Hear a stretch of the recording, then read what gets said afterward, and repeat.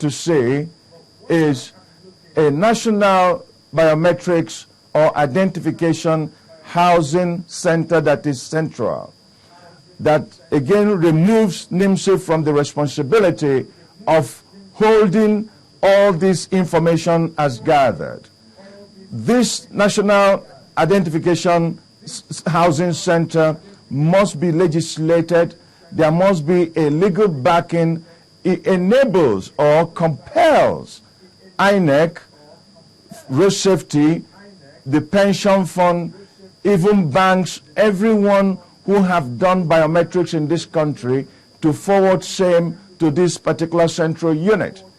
Now, if for any reason the police needs to identify a fingerprint on crime purposes and it's not in the police record, an articulate court order enables the police to ask for information from the Central Biometric Data Center or National Central Record.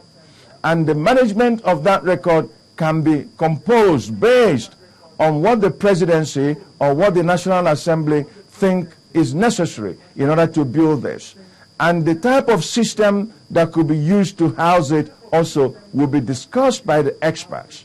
And that enables you to create situations where nobody can, you make it very difficult for hackers to go into the system. As it stands now, the floating of biometrics in Nigeria are so dangerous. For intent of discussion, the vice president or our president's fingerprint could be in South Africa as of now, or could be somewhere else in the United States, and somebody is committing crime with it because nobody has properly put all these biometrics in a proper setting and guided for the Nigerians. A Nigerian has a right to privacy. A Nigerian has a right for his information to be properly guided by government. And as of now, the national government, in this case the federal government, have not really done very well in the custody of such very important record of our citizens. But there's always been an attempt. We also remember we had the national ID card, which, well, some people don't have. Well, for some reason, well, we didn't continue with that. But you remember, you agree, being a security consultant, that well, security agencies also have a heck of a time trying to identify Nigerians, especially in border towns, especially those in the northeast. So when we talk about identify those Nigerians around such places and all over the country, you say NIMC, NIMC should be in the forefront. But how do we start getting all of this and safeguarding such data collected from Nigerians?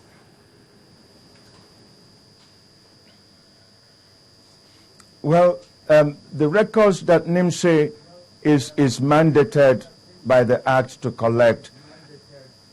Remember, we had national identification system under the former Emperor Olusegun Obasanjo that failed, and some ministers were again tried for corruption in delivering that. What NIMC did when NIMC had their first sensitization discussion in Abuja, I was privileged to be there, though I was denied the opportunity to ask a salient question. And my question at that particular point in time, for strategic security purposes, the records of Nigerians, including my record, that was taken from me at that particular point in time, who is holding that record? But for me not to steer an honest nest, we know that those records have taken flight out of Nigeria. We know that that record is no longer in NIMC's custody, and even what they have in their custody is not up to par with what was collected. Why did that happen? We don't know. But we have a new team in NIMC, and they could not explain that because they just inherited a record that was very shallow.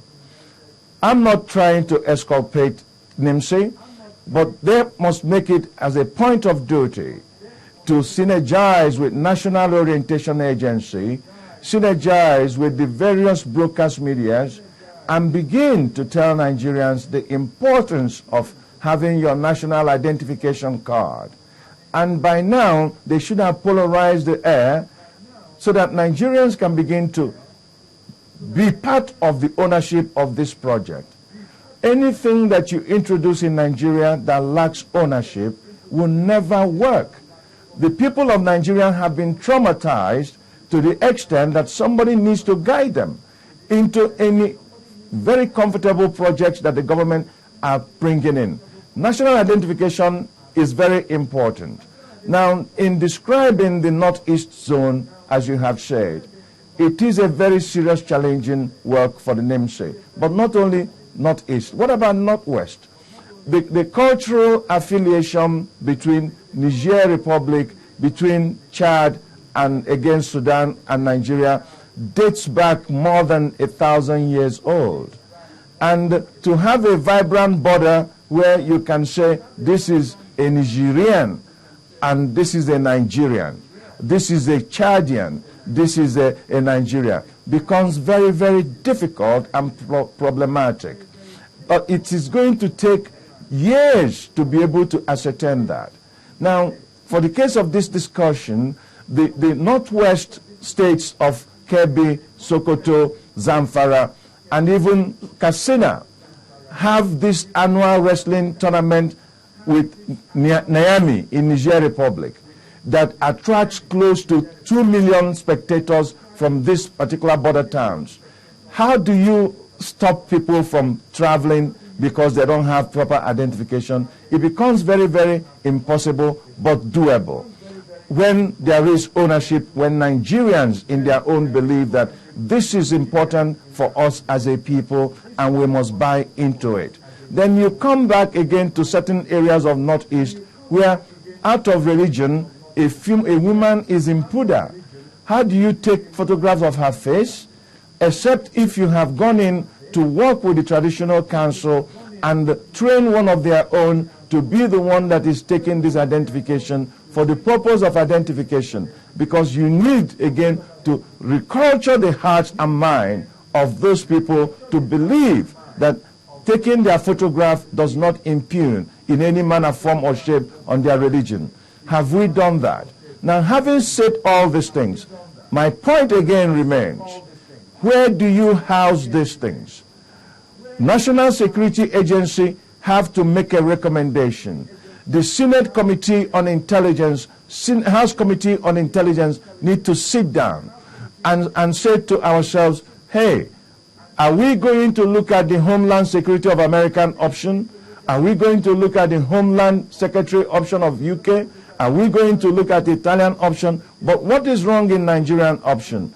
In having an agency that will bring all these things and put it in place and have an internal mechanism within those agencies to be able to see who have registered in various places with different names, with different faces, with different fingerprints, if that is possible. And then the process of elimination is done. It's not going to be an overnight thing.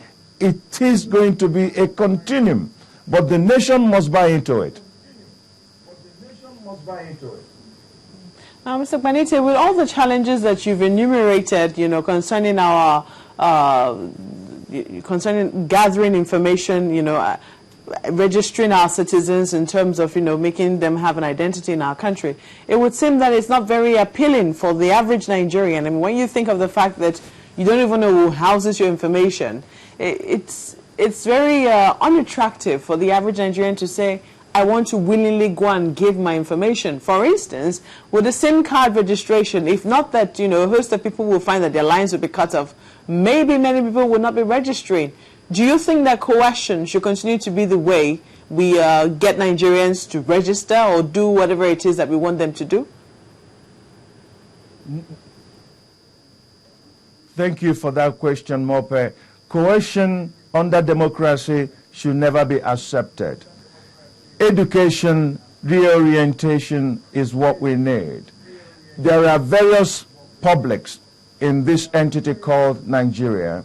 There is the tertiary institution public, there is the secondary school public.